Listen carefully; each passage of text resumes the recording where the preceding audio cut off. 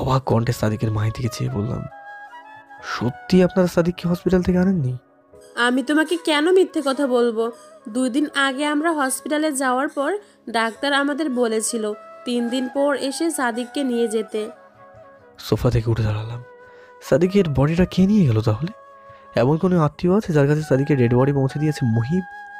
সাদিকের মা একটা হতাশা নিয়ে জিজ্ঞাসা করলো, কিছু হয়েছে বাবা? না না, তেমন কিছু না আন্টি। আসলে সাদিকের লাশটা কেউ হসপিটাল থেকে রিলেটিভের পরিচয় দিয়ে নিয়ে গেছে। ভদ্রমহিলা ডুকরে কেঁদে উঠলেন, মুখে কাপড় গুজে ভারী গলায় কাঁদতে কাঁদতে বললেন, কে নিয়ে গেছে আমার সাদিককে? আমি আমার সাদিককে দেখতে চাই। কোথায় আছে আমার সাদিকের শরীর? দয়া করে এইভাবে ভেঙে পড়বেন না। সাদিকের বডি নিয়ে যাওয়ার মতো এমন কি আছে সেটা আমি খুঁজে বের করবই। আপনি আমার উপর ভরসা রাখতে পারেন। ভদ্রমহিলার কান্নাটা আরও বেড়ে গেল। ভেতর থেকে বাসার অন্য লোক বেরিয়ে আসলো। বাসা থেকে চলে আসলো ইমন। ডাক্তার রাব্বি যদি এনাদের 3 দিন পর হসপিটালে যেতে বলে থাকে, তাহলে কেন তার আগেই লাশটা হসপিটাল থেকে ছাড়ালো? আর কে সেই আত্মীয় যাকে ইন্সপেক্টর মুহিব নিয়ে এসেছিল? থানায় গিয়ে ইমন সরাসরি ইন্সপেক্টর মুহিবের সামনে দাঁড়ালো। মুহিব সরু চোখে অবাক ভঙ্গিমায় জিজ্ঞেস করলো, আপনার নাম ইমন না? জি। আপনি গতকাল লাশগুলো তাদের আত্মীয়র কাছে পৌঁছে দিয়েছেন? কোন লাশগুলো? যেগুলো আমাদের কলেজে কামরায় পাওয়া গেছে, তার সাথে সাদিকের লাশটাও। সেই সব আত্মীয়ের বিষয়ে যাবতীয় তথ্য আমার চাই। আপনি কী সব বলছেন? কিসের আত্মীয়? আমি কারো কাছে কোনো লাশ পৌঁছে দেইনি। আমি তো ওই লাশগুলোর কোনো আইডেন্টিটি এখনও খুঁজে পাইনি। ও রিয়েলি? আমার কাছে কিন্তু প্রমাণ রয়েছে। কিসের প্রমাণের ভিত্তিতে আপনি এই কথা বলছেন? ডাক্তার রব্বি আমাকে সব কিছু বলেছে। আপনি যে নিজে লাশগুলো দায়িত্ব নিয়ে পৌঁছে দিয়েছেন সেটাও বলেছে। ডাক্তার রাব্বি এই কথা বলছে? ঠিক আছে, আপনি আমার সাথে এখনই হসপিটালে চলুন, তাহলেই সব পরিষ্কার হয়ে যাবে। আমি আপনাকে মিথ্যা বলছি নাকি ডাক্তার রাব্বি? মুহিবের সাথে হসপিটালে ডাক্তার রাব্বির কেবিনে চলে আসলো ইমন, কিন্তু ভেতরে রাব্বি নেই। মুহিব একজন নার্সকে ডেকে জিজ্ঞেস করলো, এক্সকিউজ মি, ডাক্তার রাব্বি কোথায় গেছে? নার্সটা অবাক হয়ে তাদের পা থেকে মাথা পর্যন্ত একবার দেখে নিল। কিছুটা বিরক্ত হয়ে ইমন বলল, কিছু বলছেন না কেন? ডক্টর রাব্বি কোথায়? ডাক্তার রাব্বি একদিন আগে খুন হয়েছে। কি? হ্যাঁ, শুধু রাব্বি স্যারই নয়, একদিন আগে এই হসপিটালে অনেকগুলো ডাক্তার আর নার্স খুন হয়েছে। কী সব দাদা বলছেন আপনি? আমি নিজে সকালেই হসপিটালে ডাক্তার রব্বির সাথে কথা বলেছি। আমার মনে হয় আপনার কোথাও ভুল হচ্ছে। একজন মৃত মানুষের সাথে আপনি কিভাবে কথা বলবেন? দেখুন, ভালোভাবে বলছি, ডাক্তার রব্বি কোথায় আছে বলুন, নইলে কিন্তু খুব খারাপ হয়ে যাবে। ঠিক আছে, আপনারা যেহেতু আমার কথা বিশ্বাস করছেন না, তাহলে আমার সাথে আসুন, নিজের চোখেই তার লাশটা দেখে নিন। ইন্সপেক্টর মুহিবকে নিয়ে নার্সের পেছন পেছন লাশ ঘরে চলে আসলো ইমন। ভেতরে গিয়ে একটা লাশের সামনে গিয়ে দাঁড়িয়ে পড়ল। নার্সটা লাশের উপর থেকে কাপড় সরাতে চিৎকার দিয়ে দূরে সরে গেল। লাশের পরিবর্তে রক্তে ছড়িয়ে আছে সেখানে, টপ টপ করে গড়িয়ে পড়ছে সে রক্ত। মুহিব সাহস নিয়ে অন্য লাশগুলোর কাপড় উঠাতেও দেখলো একইভাবে রক্ত ছড়িয়ে আছে। নার্সটার দিকে তাকিয়ে বলল, লাশগুলো কোথায় নিয়ে যাওয়া হয়েছে?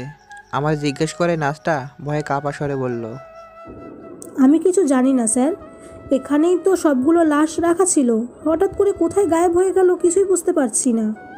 এইসব লাশ কি একদিন আগে খুন হওয়ার সেই লাশগুলো? লাশঘর থেকে বেরিয়ে আসলাম। ধীরে ধীরে বিষয়টা আমার কাছে পরিষ্কার হয়ে যাচ্ছে। রাফির কথাটাই হয়তো ঠিক, এই সব কিছুই ওই শয়তান জিনদের কাজ। আমার সামনে ডাক্তার রাব্বির একটা মিথ্যে প্রতিকৃতি সৃষ্টি করেছিল, আর এই লাশগুলো হঠাৎ গায়েব হওয়াও নিশ্চয়ই সেই জিনদেরই একটা কারসাজি। কিন্তু আমার সামনে তারা কেন মায়া সৃষ্টি করছে? তারা কি আমার ক্ষমতা সম্পর্কে জেনে গেছে? আমার ভাবনা ছেদ ঘটিয়ে হঠাৎ মুহিব বলে উঠল, আমার মনে হয় লাশগুলো এই হসপিটালেরই কোনো লোক সরিয়ে ফেলেছে। ভালো করে তদন্ত করলেই বেরিয়ে আসবে। স্যার, আমাকে একটা হেল্প করতে পারবেন? কি হেল্প? আপনার গাড়িটা নিয়ে আমাকে একটা জায়গায় পৌঁছে দিতে হবে। এখন রাত হয়ে গেছে, গাড়ি হলে সুবিধা হবে। শিওর? কোথায় পৌঁছে দিতে হবে আপনাকে? চলুন, গাড়িতে যেতে যেতে বলছি। হসপিটালের বাইরে এসে মুহিবের গাড়িতে উঠে পড়ল ইমন। রাজের বাসায় যেতে হবে একবার। হতে পারে ওই লাশগুলোর মধ্যে কোনোটা রাজের লোক, যাদের কিডন্যাপ করা হয়েছে। মহিব গাড়িটা ডান দিকে মোড় নিতে একটা চিপা গলিতে গাড়িটা হঠাৎ থেমে গেল। মহিব গাড়ি থেকে নেমে চেক করতে লাগলো। অনেকক্ষণ গাড়িতে বসে থাকার পর নেমে আসলো ইমন। মহিবকে লক্ষ্য করে বলল, আর কতক্ষণ লাগবে? প্রায় হয়েছে, আর মাত্র 5 মিনিটের মতো লাগবে। গাড়ির সাথে এক পা ভেঙে দাঁড়িয়ে রইল ইমন। গাড়ির লালচে আলোতে ঘড়িতে দেখলো রাত প্রায় 8টা বেজে গেছে, অথচ অন্ধকার চাপা গলিটা দেখে মনে হচ্ছে মাঝরাত।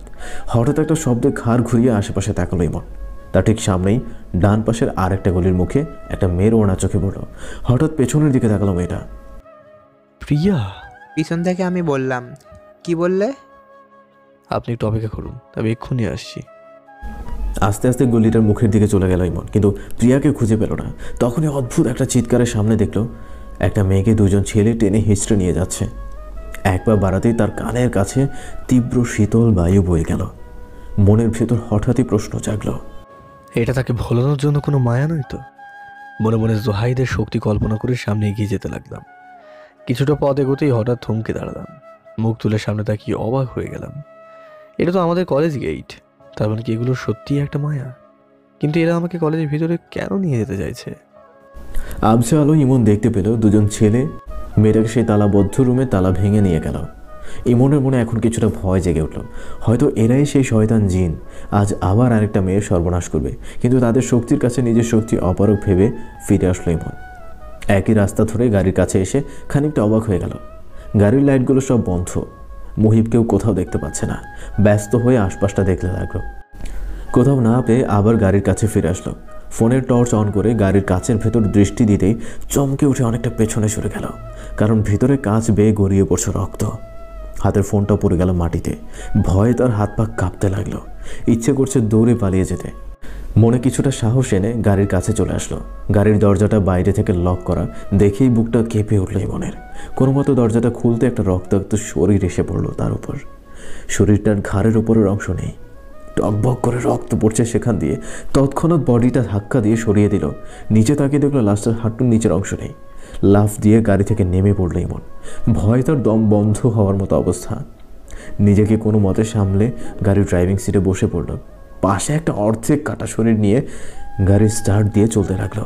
হঠাৎ পেছনে ফেলে আসা রাস্তার ওপর থেকে ভয়ানক স্বরে কেউ একজন উচ্চ হেসে বলে উঠল, খুব শীঘ্রই দেখা হবে আমাদের। মুহিবের লাশ সহ গাড়িটা নিয়ে রাজের বাসা নিচে চলে আসলো ইমন। তার শরীরের পোশাকটা রক্তে লাল হয়ে গেছে। ভেতরে যেতেই চমকে উঠে রাজ বলল, কে আপনি? আমি ইমন। ইমন? এই নামে কাউকে তো আমি চিনি না। আর বাসায় তো দরজা সব বন্ধ, আপনি ভিতরে কিভাবে আসলেন? মুখটা বাঁকা করে হেসে বললাম, সেটা একটু পরেই টের পেয়ে যাবি। কিন্তু তার আগে বল, কলেজে যে লাশগুলো পাওয়া গেছে সেগুলো কি তোর লোকের ছিল? হঠাৎ ইমনের কথায় কিছুটা ভরকে গেল রাজ। আমতা আমতা করে বলল, তুই করে কথা বলছেন কেন? আর আমি আপনাকে কেন এসব বলবো? রাজের কথাটা শুনেই গলাটা চেপে ধরল ইমন। তার চোখে আগুন ঝরছে। রাজের শরীর দেয়ালে ঠেকিয়ে উপরে তুলেছে। কথা বলতে কষ্ট হচ্ছে রাজের। রাগী স্বরে ইমন বলল, না বললে তোকে এখানে খুন করে দেব। বাঁচতে চাইলে সব কিছু বলে দে। কলেজে তোর লোকেদের কারা পুলিশ সেজে ধরে নিয়ে গিয়েছে? আর সেই লাশগুলো যে রুমে পাওয়া গেছে সেই রুমে এমন কি রহস্য আছে? কেন সেই রুমটা তালাবদ্ধ করে রাখা হয়েছে? রাজের দম বন্ধ হয়ে যাচ্ছে। গলাটা ছেড়ে দিতে ধপাস করে ফ্লোরে পড়ে গেল রাজ। গলা ধরে জোরে জোরে কেশে উঠল। ইমনের রাগী চোখের দিকে তাকিয়ে গলা শুকিয়ে গেল তার। রাজ ভয়ে আমতা আমতা করে বলল, বলছি, সব বলছি আমি। বল এখন আসল সত্যিটা কি? কলেজে আমাদের লোকদের যে 4 জন পুলিশ ধরে নিয়ে গেছিল সেইগুলো আমাদেরই লোক ছিল। কলেজে প্রায় বদনাম করার জন্য নিজের লোকেদের মিথ্যা পুলিশ সাজিয়ে গ্রেপ্তার করিয়েছে, যাতে সবাই ভাবে প্রিয়া মিথ্যা নাটক করে আমাদের লোকেদের কিডন্যাপ করেছে। সব কিছু প্ল্যানিং মোতাবেকই চলছিল, কিন্তু হঠাৎ করে কেউ ওদেরকে খুন করে দেয়। কলেজে পাওয়া যায় সেই 5 জনের লাশ, আর পরে পাওয়া যায় 2 জনের লাশ। সবাই আমাদের লোক ছিল। আমি জানি না তাদেরকে খুন করেছে। আর সেই রুমের রহস্যটা কি? কেন সেই রুমটা তালাবন্ধ রাখা হয়েছিল? আর তোদের লোকগুলো কি সেখানেই কেন খুন করে রেখে দিয়েছে কে? আমি ওই রকম বিষয়ে কিছুই জানি না। তুই জানিস তো সব কিছুই, শুধু সেগুলো পেট থেকে মুখে আনার ব্যবস্থা করতে হবে। প্লিজ মাফ করে দিন আমাকে, আমি সত্যিই কিছু জানি না। ওকে, যেহেতু তুই কিছু জানিস না তাহলে আর তোকে বাঁচিয়ে রেখে লাভ কি? কথাটা বলে হাতের আঙুল ফাঁক করতে বড় বড় নখ বের হলো সেখান দিয়ে। বিদ্যুৎ গতিতে সেগুলো ঝুঁকিয়ে দিল রাজের পায়ে। চিৎকার করে উঠল রাজ। আরেকটা হাত গলায় রাখতেই রাজ বলল, প্লিজ আমাকে মারবেন না, আমি সব বলছি, সব বলেছি ওই রুমের বিষয়ে। বল। কলেজে ওই রুমে আমি মেয়েদের জোর করে ধর্ষণ করতাম। প্রতিদিন রাত জোর করে একটা নতুন মেয়েকে তুলে নিয়ে আসতাম ওই রুমে। আমি আর আমার কয়েকজন লোক মিলে এসব কাজ করতাম। আর কলেজে তখন আমার ক্ষমতা ছিল, তাই কেউ কিছু বলার সুযোগও পেত না। কিন্তু হঠাৎ করে প্রিয়া কলেজে সব কিছু হয়ে যাওয়ায় আমাদের কৃতকর্ম ফাঁস হয়ে যায় সবার সামনে, তাই আমাদের ক্ষমতাও চলে যায়। আর তখন থেকেই রুমটা তালাবদ্ধ করে রাখা হয়। কিন্তু এত বড় অপরাধ করার পরও তোর কিচ্ছু হয়নি, তুই দিব্যি রাজনীতি করে যাচ্ছিস। না মানে? মানেটা আমি বলছি তোকে। তো তখন কোনো শাস্তি হয়নি, কারণ তুই প্রিয়ার বাবার হয়ে তখন কাজ করতি। আর প্রিয়ার বাবা এমপি হওয়ার পরও তোর ক্ষমতা ছিল কলেজে। শুধু তাই নয়, এখনও তুই তার হয়েই কাজ করছিস। কিন্তু কলেজে কর্তৃত্ব না থাকায় প্রিয়ার ওপর তোর রাগ। প্রিয়াকে সরানোর জন্য তুই লাবিবের সাথেও ঝামেলা করেছিস। হ্যাঁ হ্যাঁ, আমি লাবিবার হয়ে কাজ করি, কিন্তু ওই লাবিবা আমাদের সাথে বিশ্বাসঘাতকতা করেছে। আমাকে সমস্ত কলেজের সামনে অপমান করেই নিজের মেয়েকে কলেজের নেতা বানিয়েছে। আমি শুধু একটাই প্রতিশোধ নেওয়ার জন্য এখনও ওর সাথে আছি। একটা সুযোগ পেলেই আমি ওকে দুনিয়া ছাড়া করে দিব। মৃত্যু তোর অবশ্যই হবে, কিন্তু তার আগে তোর মৃত্যু হবে। আমি তো আপনাকে সব সত্যি কথা বলে দিয়েছি, তাহলে কেন আমাকে মারতে চাইছেন? অর্পাকে কেন খুন করেছিস তোরা? কেন তাকে পশুর মতো অত্যাচার করেছিস? আবা, বিশ্বাস করুন, আপাকে আমি কিছু করিনি। আমি ওকে খুনও করিনি। তাহলে কে খুন করেছে অর্পাকে? তা আমি জানি না। আমি তো শুধু আব্বাকে তার হাতে তুলে দিয়েছিলাম। কার হাতে? লাবিবার কলেজে একটা অনুষ্ঠানে আপাকে দেখে পছন্দ হয়ে যায় লাবিবের, তাই তার কথা মতো আপাকে তুলে তার কাছে পৌঁছে দিয়েছিলাম। তারপর কি হয়েছিল আমি জানি না।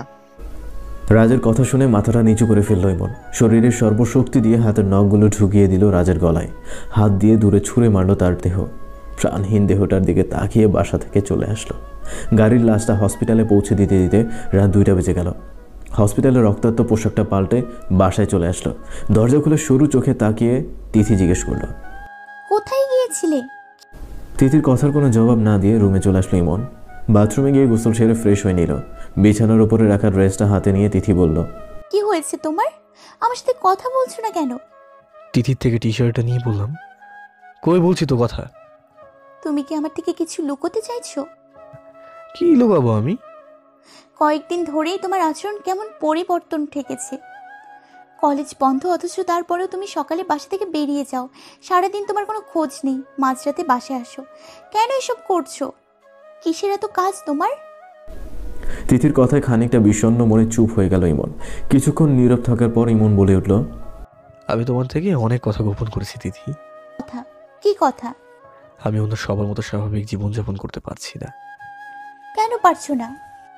কারণ হলো, তিথিকে সব কথা খুলে বললাম, আমার সাথে যা যা হয়েছে।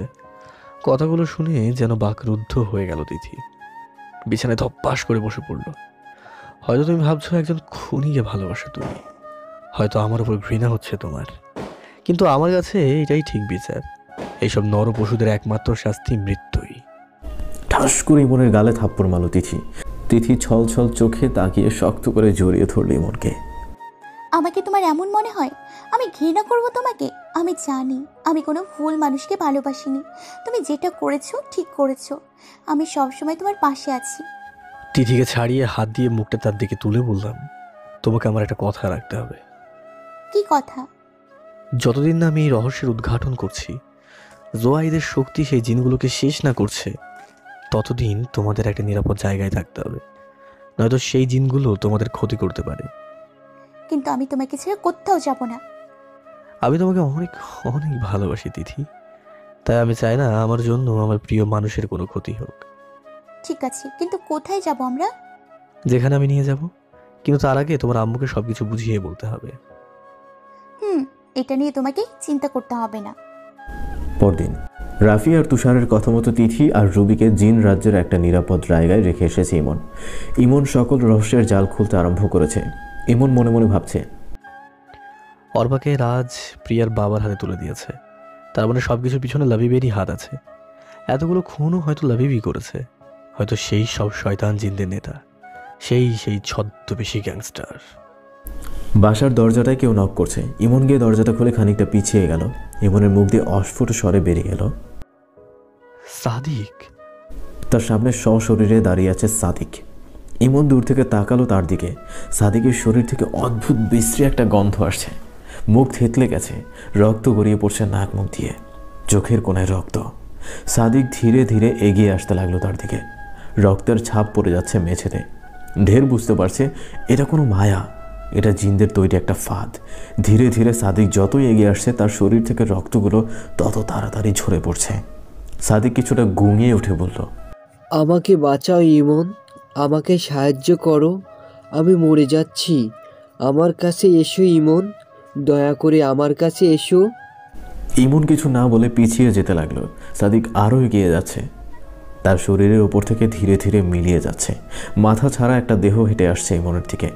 টকবক করে রক্ত ঝরছে তার সমস্ত শরীর থেকে। অদৃশ্য জায়গা থেকে কান্নার আওয়াজ আসছে। ইমন পকেট থেকে মুহিবের বন্দুকটা বের করে তা পরপর 4টা গুলি করলো। বেলুনের মতো ফেটে রক্ত মাংস ছড়িয়ে পড়লো রুম জুড়ে। হঠাৎই সমস্ত কিছু অদৃশ্য হয়ে গেল। রুমটায় আবার আগের মতো নীরবতা নেমে আসলো। এত নীরবতা ইমনের মনে কিছুটা অস্থিরতার সৃষ্টি করলো। এরা এত সহজে যাওয়ার নয়, নিশ্চয়ই আবার কোনো দিক থেকে আক্রমণ করে বসবে। হাতের বন্দুকটা পজিশনে নিয়ে ইমন বলল, আমি জানি তোরা আশেপাশে আছিস, কোথাও হয়তো লুকিয়ে বসে আছিস। সাহস থাকলে সামনে আয়। এইভাবে ভিতর মতো লুকিয়ে আছিস কেন? হঠাৎ সমস্ত রুমে ভয়ঙ্কর একটা হাসি ছড়িয়ে পড়লো। সেই সাথে ভারী গলায় ভেসে আসলো, অনেক সাহস তোর না? ঠিক আছে, আগে আমার চেলাটির সাথে একটু খেলে নেয়, তারপর না হয় আমি আসবো। চারপাশে কালো প্রতিকৃতির সৃষ্টি হলো। ধীরে ধীরে সেগুলো মানুষের রূপ নিল। ভয়ঙ্কর আকার ধারণ করলো সবগুলো শরীর। পাশ থেকে একটা দৌড়ে আসতে জোরে লাথি দিল ইমন। দূরে পড়ে গেল দেহটা। ঘাড় থেকে মাথাটা আলাদা হয়ে গেছে। পেছন থেকে আরেকটা এগিয়ে আসলো। হাত ছাড়া দেহটার পা দুটো আলাদা করে দিল ইমন। একে একে সবগুলো দেহ ছিন্ন বিচ্ছিন্ন করে দিল, কিন্তু তবুও বারবার এগিয়ে আসছে। মনে হচ্ছে মার খাওয়ার পর আরও বেশি শক্তিশালী হয়ে যাচ্ছে এরা। বন্দুকের গুলি ভরে মাথার মাঝ বরাবর মারতে একটা অদৃশ্য হয়ে গেল। একে একে সবগুলোর মাথায় মারতে অদৃশ্য হয়ে গেল সব দেহগুলো। আবারও সেই ভয়ঙ্কর হাসি ভেসে এলো। সামনে রাখা চেয়ারটায় তৈরি হলো একটা মানুষের প্রতিকৃতি। এমন অবাক হয়ে দেখলো তার সামনে চেয়ারে লাবিব বসে আছে। আগুন ঝরানো চোখ নিয়ে রাগী স্বরে লাবিব বলল, তুই কি ভেবেছিস এই আত্মাগুলো তোর গুলি খেয়ে চলে গেছে? আমার উপস্থিতিতে এরা চলে গেছে। তুই অনেক বড় অপরাধ করেছিস লাবিব, এর শাস্তি তো তোকে পেতেই হবে। শাস্তি? হ্যাঁ, আমাকে শাস্তি দিবি তুই? আত্মার কোনো মৃত্যু নেই, আমি অমর, আমার কেউ কোনো ক্ষতি করতে পারবে না। লাবিবের কথায় কিছুটা থমকে গেল ইমন। লাবিব আত্মা? সে কি তাহলে জিন না? তুই যাকে খুঁজছিস তাকে কোনোদিনই পাবি না। সে তো হচ্ছে হাজার হাজার গুণ শক্তিশালী। তার কাছে পৌঁছানোর আগে তুই আমার হাতে মৃত্যুবরণ করবি। আমার খুব আফসোস লাগছে যে আমি যাকে খুঁজছি সে তুই না, কিন্তু তুই তো শাস্তি ঠিকই পাবি। তুই অর্পাকে খুন করেছিস, তোকে শাস্তি তো পেতেই হবে। অর্পাকে খুন আমি করিনি, তবে খুন করতে সাহায্য করেছি।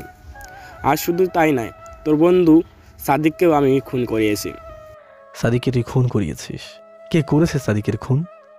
হঠাৎ পেছন থেকে কেউ একজন বলে উঠল, আমি খুন করেছি সাদিককে। চমকে উঠে পেছনে তাকালো ইমন। ইমন বিস্ময়ে চোখ দুটো কপালে তুলে ফেলল আর বলল, প্রিয়া, তুমি সাদিকের খুন করেছো? হ্যাঁ, আমি সাদিককে খুন করেছি।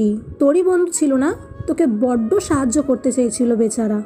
আমার ভাবতেও ঘৃণা হচ্ছে প্রিয়া, তুমি একটা মেয়ে হয়ে এসব মানুষরূপী শয়তানদের সাথে কাজ করছো। তোমার লজ্জা লাগে না এসব হিংস্র কাজ করতে? লজ্জা? আমাদের কোনো লজ্জা নেই। লজ্জা তো আছে তোদের মতো মানুষের। আমরা আত্মা, শক্তি আমাদের জীবন। শক্তির জন্য আমরা যা খুশি করতে পারি। রাগীভাবে বললাম, তাহলে এখন শাস্তি পাওয়ার জন্য তৈরি হয়ে নে। হাতের বন্দুকটা তুলে কয়েকটা গুলি করলো প্রিয়ার দিকে। গুলি প্রিয়াকে ভেদ করে বেরিয়ে গেলে কিন্তু তার কিছুই হলো না। ইমন কাছে গিয়ে হাত তুলে দেখলো তাকে স্পর্শ করতে পারছে না। অবাক হয়ে কিছুটা পিছিয়ে গেল। লাবিব আর প্রিয়া আবার ভয়ঙ্করভাবে হেসে উঠল। ধীরে ধীরে তারা এগিয়ে আসতে লাগলো ইমনের দিকে। হঠাৎই চোখে ঝাপসা দেখতে লাগলো ইমন। মাথা ঘুরে সেখানেই জ্ঞান হারিয়ে ফেলল। জ্ঞান ফিরতে চোখের সামনে তুষার আর রাফিকে দেখে বেশ অবাক হয়ে বলল, আমি কোথায় আছি এখন? লাবিব আর প্রিয়াই বা কোথায়? তুমি এখন নিরাপদ জায়গায় আসো, কোনো ভয় নেই। লাবিবার পিয়ার কাছ থেকে তুমি এখন নিরাপদ জায়গায় আসো, কোনো ভয় নেই। লাবিবার পিয়ার কাছ থেকে অনেক কষ্টে আমরা তোমাকে তুলে এনেছি, আর একটু দেরি হলেই ওরা তোমাকে মেরে ফেলতো। লাবিব আর প্রিয়া কি তাহলে সত্যি কোনো আত্মা? ওরা কি মানুষ নয়? না, ওরা মানুষ নয়, এক একটা মানুষরূপী আত্মা। কিন্তু এতদিন কি প্রিয়া তাহলে অভিনয় করেছে? এটা কিভাবে সম্ভব? কেউ তার আসল রূপ বুঝতে পারেনি? আমার মনে হয় ও সেই পরিমাণ শক্তি অর্জন করেছে যতটা শক্তি তাকে আত্মাদের বশ করতে সাহায্য করে। তারপর ওইসব আত্মাদের মাঝে শক্তি রূপ দিয়ে মানুষ রূপে তাদেরকে নিয়ন্ত্রণ করেছে। কিন্তু আমরা তার কাছে কিভাবে পৌঁছাবো? কিভাবে জানবো সে কে? কে সেই আড়ালে লুকিয়ে থাকা ছদ্মবেশী গ্যাংস্টার? যেহেতু সবগুলো হত্যার কারণ জানা গেছে, অপার খুনির চিহ্ন করা গেছে, তাই তাদেরও খুঁজে বের করা যাবে। কিন্তু কিভাবে? কিভাবে আমরা তার কাছে পৌঁছাতে পারবো?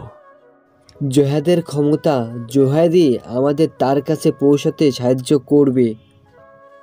কিন্তু জোহাইদের কি সেই ক্ষমতা আছে? ওই জিনকে হারানোর শক্তি কি জোহাইদের ভিতরে আছে? জোহাইদ তার বাবার বন্ধু একলিসের শক্তি নিজের মধ্যে নিয়ে সেই জিনদের সাথে লড়বে। আর যেহেতু এর মধ্যে জোহাদি অনেক শক্তি অর্জন করেছে, তাই তোমার শক্তিও অনেক গুণ বেড়ে যাবে, কারণ জোহাদের শক্তি তোমার মধ্যে আছে। আর তোমার দুজন মিলে একসাথে সেই জিনটার সাথে লড়বে। ঠিক আছে, আমি প্রস্তুত। কিন্তু জোহাইদ কোথায়? তোমার পাশে। রাফির কথায় পাশে তাকালো ইমন। লম্বা সুঠাম দেহের অধিকারী একটা বিস্ময়কর সৌন্দর্যের কোনো এক যুবক তার সামনে দাঁড়িয়ে আছে। চোখ দুটো টকটকে লাল, পা থেকে মাথার উপর পর্যন্ত আলো ছড়াচ্ছে তার দেহে। ইমন বিস্মিত হয়ে বলল, আপনি রাজকুমার জুহাইদ? হ্যাঁ, আমি জুনাইদ, কিন্তু আমাকে আপনি বলবেন না, আমি তোমার বন্ধু। ঠিক আছে, কিন্তু আমরা কিভাবে ওই গ্যাংস্টার জিনের কাছে পৌঁছাবো? এটা একমাত্র একলিশই বলতে পারবে, তার থেকেই শুনতে হবে। আমাদের এখন কি করণীয়? জুহাইদ ছোট একটা বল হাতে থেকে ছুঁড়ে মারল উপরে। বলটা অনেক বড় আকার ধারণ করে তাদের সামনে হাওয়ায় ভাসতে লাগলো। তার ভেতরে ফুটে উঠল একটা স্পষ্ট মুখায়ব। কাপা স্বরে আওয়াজ আসলো, কি চাওয়া তোমার রাজকুমার? আমরা সেই শয়তান দিনের কাছে যেতে চাই যে আপনাকে খুন করেছে, যার ইশারায় সাদিক সহ সবগুলো রহস্যময় খুন হয়েছে।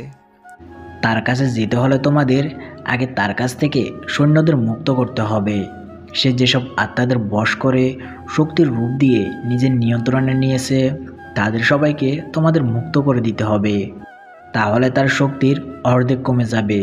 তখন তোমরা তাকে সহজে হারাতে পারবে, ধ্বংস করতে পারবে তাকে সহ তার সব শক্তি। তাহলে বলুন, কিভাবে আমরা সেই সব আত্মাদের মুক্তি দিতে পারবো? কিভাবে ধ্বংস করতে পারবো তার অর্ধেক শক্তি? এইটা বড় কঠিন কাজ। শয়তানটা সব আত্মাদের একটা গোপন জায়গায় আটকে রেখেছে। সেই জায়গা বড় ভয়ঙ্কর। প্রত্যেক মুহূর্তেই সেখানে নতুন নতুন বিপদের সৃষ্টি হয়। একটা বিপদ পেরোতেই আরেকটা বিপদের সৃষ্টি। আর সবচেয়ে বড় কথা হলো, সেখানে তুমি যেতে পারবে না, সেখানে ইমনকে যেতে হবে। কারণ ওই জায়গায় শুধুমাত্র মানুষই প্রবেশ করতে পারবে। কিন্তু ইমন কি পারবে একা সেই বিপদ মোকাবেলা করতে? তুমি চিন্তা করো না জুহাইদ, ইমনের উপর আমার যথেষ্ট বিশ্বাস আছে। সে তোমার শক্তি আর নিজের বুদ্ধি দিয়ে অবশ্যই সেই বিপদ থেকে উদ্ধার হতে পারবে, মুক্ত করে দিতে পারবে বন্দী হওয়া সকল আত্মাদের। তাহলে কখন যাব সেই জায়গায়? কখন সেই ছদ্মবেশী গ্যাংস্টারকে ধ্বংস করে দেব? কালকেই। কালই হবে তার জন্য সেই দিন। কালই সমাপ্তি ঘটবে এই মৃত্যুর খেলা রহস্য। পরদিন একলিসের বলা কথা অনুযায়ী বন্দি আত্মাদের মুক্তি দেওয়ার জন্য সেই ভয়ঙ্কর জায়গায় রওনা হলো ইমন। জুহাইদ ততক্ষণে লাবিবের কাছে চলে গেল। লাবিবে একমাত্র ব্যক্তি যে তাকে সেই জিনের কাছে পৌঁছাতে সাহায্য করতে পারবে। জুহাইদের আগমনে ভয়ঙ্কর রূপ ধারণ করলো লাবিব। রাগী চেহারায় তাকিয়ে বলল, মহারাজ জুহাইদ, শেষ পর্যন্ত দেখা পেলাম আপনার। আমার আগমন তোর ধ্বংসের জন্য লাবিব। তোর শক্তি ধ্বংস করতে এসেছি আমি। হুম, শুনে খুব হাসি পেল। জুহাইদ, আপনার কথা মূর্খতার পরিচয় দিচ্ছে। আপনি হয়তো জানেন না আমার ক্ষমতা অসীম, আমার ধ্বংস নেই। সব শয়তানের কাছেই নিজেকে সবচেয়ে বেশি শক্তিশালী মনে হয়, কিন্তু তুই এটা জানিস না যে তোর ধ্বংস এগিয়ে আসছে। তোদের মতো সবগুলো অশুভ আত্মার ক্ষমতা শেষ হয়ে আসছে। আমার ক্ষমতা শেষ করার মতো শক্তি আপনার নেই রাজা জুহাইদ। সেটা এখনই প্রমাণ হয়ে যাবে। জুহাইদ কথাটা বলে লাবিবের চারপাশে একটা অগ্নিবৃত্ত তৈরি করলো। লাবিব হাত পা ছুঁড়ে সেখান থেকে বের হওয়ার চেষ্টা করছে, কিন্তু পারছে না। অবাক হয়ে জুহাইদের দিকে তাকিয়ে জিজ্ঞেস করলো, এটা কি করে সম্ভব? কেন আমি এখান থেকে বেরোতে পারছি না? জুহাইদ জোরে হেসে উঠল, চোখ দুটো লাল করে বলল, এটা একলিসের শক্তি। এর দ্বারা শুধু তুই নয়, তোদের সব কয়টা সৈন্য এখন বন্দি। তোর একমাত্র মেয়ে প্রিয়াও এখন এই আগুনের জালে বন্দি। ধীরে ধীরে এখন তোদের শক্তি শেষ হয়ে যাবে। কিন্তু কিভাবে? আমরা তো অমর, আমাদের শক্তি তো কখনো শেষ হওয়ার নয়। জুহাইদ আবারও হেসে উঠল, হাতের গোল বলটা ছুঁড়ে মারল হাওয়ায়। সেখানে স্পষ্ট ফুটে উঠল একটা জনমানবহীন ভয়ানক জায়গা। একা একা সেখানে হেঁটে যাচ্ছে ইমন। চারদিকে মরুভূমির মতো ধু ধু করছে বালি, কিন্তু শরীরটা ঠান্ডায় জমে যাওয়ার উপক্রম। খুব সাবধানে পা ফেলছে ইমন। হঠাৎ তার এক পা সামনের জায়গাটায় বালিগুলো ডেবে যেতে আরম্ভ করলো। ইমন কিছুটা দূরে সরে যেতেই গভীর গর্তে পানি উঠতে লাগলো। ধীরে ধীরে গর্তটা এক গভীর পুকুরে পরিণত হলো। কালো ভয়ানক দৈত্যকার কয়েকটা ছায়া এগিয়ে আসতে লাগলো তার দিকে। রাজা রিউলিসের তরবারিটা মুষ্টিবদ্ধ করে ধরল ইমন। একটা ছায়াকে আঘাত করতে দূরে সরে গেল। একে একে সবগুলো ছায়াকে আঘাত করতে লাগলো। ছায়াগুলোকে ভেদ করে চলে যাচ্ছে তরবারি, কিন্তু তাদের কিছুই হচ্ছে না। বারবার এগিয়ে আসছে তার দিকে। কিছুটা পিছিয়ে গিয়ে তরবারিটা তাদের দিকে তুলে ধরতেই সেখান থেকে নীল রশ্মি বের হলো। তরবারিটা একটা ছায়ার উপর পড়তে চিৎকার করে সেগুলো অদৃশ্য হয়ে গেল। একে একে সবগুলো ছায়ার দিকেই তরবারি ধরতে অদৃশ্য হয়ে গেল। ধীরে ধীরে পুকুরটার কাছে চলে গেল ইমন। স্বচ্ছ পানিতে নিজের মুখ দেখা যাচ্ছে। হঠাৎ পুকুর থেকে একটা বিশাল সাপ বের হয়ে আসলো। দেখতে দেখতে পুকুরের চারপাশ থেকে অসংখ্য সাপ বের হতে লাগলো। ইমন একটা সাপের চোখের দিকে তাকাতেই সাপটা মাথা নামিয়ে পিছিয়ে গেল। ধীরে ধীরে সবগুলো সাপ তার চোখের দিকে তাকালো। চোখের ইশারায় যেন সাপগুলো তাকে পথ দেখিয়ে দিচ্ছে। একে একে রাস্তা ছেড়ে দিল তাকে। পানিতে এক পা স্পর্শ করতেই ঝড় উঠে গেল পানিতে। তীব্র বেগে ঘুরতে ঘুরতে এক বিশাল আকৃতির সাপে পরিণত হলো। নীল বর্ণের বিশাল দেহী সাপের সামনে ইমনকে খুবই তুচ্ছ মনে হচ্ছে। নীল আলো ছড়াচ্ছে সাপটার চোখে। ইমনের দিকে ফনা তুলে সাপটা বলল, কে তুই? এখানে কেন এসেছিস? আমি একজন মানুষ, এখানে এসেছি সেই বাক্সটার খোঁজে যেখানে আত্মাদের বন্দি করে রাখা হয়েছে। তুই একটা সাধারণ মানুষ হয়ে এখানে আত্মার খোঁজে? তুই কি জানিস এখানে যে একবার আসে সে কখনো বেঁচে ফিরতে পারে না? আমি জানি, কিন্তু আমি যদি এখানে থেকে বেঁচে ফিরতে নাও পারি তবুও আমি আত্মাদের মুক্ত করবই। তুই কোনো সাধারণ মানুষ হতে পারিস না। সাধারণ একটা মানুষ হলে আমার কাছে আসার আগেই তোর মৃত্যু হতো। তুই কি জানিস আমি একটা জায়গার পাহারাদার? সে ব্রাকটার কাছে যেতে হলে আগে তোর আমাকে হারাতে হবে। আমি প্রস্তুত। একলিসের শেখানো একটা মন্ত্র পড়ে হাতের তরবারিটা উপরে ছুঁড়ে মারল ইমন। ধীরে ধীরে তরবারিটা একটা বিশাল আকৃতির সাপে পরিণত হলো। আগের সাপটা হঠাৎ এই সাপের সামনে মাথাটা নত করে ফেলল। নিজের আকারটা ছোট করে বলল, আপনি এগিয়ে যান সামনে। নীল সাপটা অদৃশ্য হতেই পুকুরের সব পানি শুকিয়ে গেল। পুকুরের মাঝখানে দৃশ্যমান হলো একটা ছোট ঘর। ইমন যতই ঘরটার কাছে যাচ্ছে অদ্ভুত সব আওয়াজ আসছে তার কানে। চিৎকার আসছে অসংখ্য মানুষের।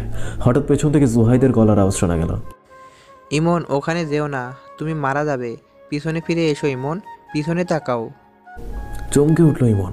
তীব্র কৌতূহলে পেছনে তাকানোর জন্য প্রস্তুত হতেই আবার আওয়াজ আসলো, পিছনে তাকিও না ইমন, এই সবই তোমাকে ভোলানোর জন্য মিথ্যে মায়া। পিছনে তাকালেই তুমি মারা যাবে। অসহ্য আওয়াজে কানে হাত দিয়ে সামনে এগোতে লাগলো ইমন। ধীরে ধীরে ঘরটার ভেতরে প্রবেশ করলো। ঘরের মাঝ বরাবর একটা বাক্স হাওয়ায় ভাসছে। বাক্সটা হাতে নিয়ে বেরিয়ে আসলো ঘর থেকে। তখনই চারপাশ থেকে অনেকগুলো আত্মা ঘিরে ফেললো তাকে। থমকে দাঁড়ালো ইমন, বুঝতে পারছে না কি করবে। হঠাৎ জুহাইদের কণ্ঠ ভেসে আসলো, বাক্সটা খুলে উপরে ছুঁড়ে মারো ইমন, তাড়াতাড়ি করো, নইলে এরা তোমাকে মেরে ফেলবে। এদের শক্তি অনেক বেড়ে গেছে। কথাটা শুনে তৎক্ষণাৎ বাক্সটা খুলে ফেললো ইমন। সর্বশক্তি দিয়ে ছুঁড়ে মারলো উপরে। চারদিকে তীব্র আলো সৃষ্টি হলো।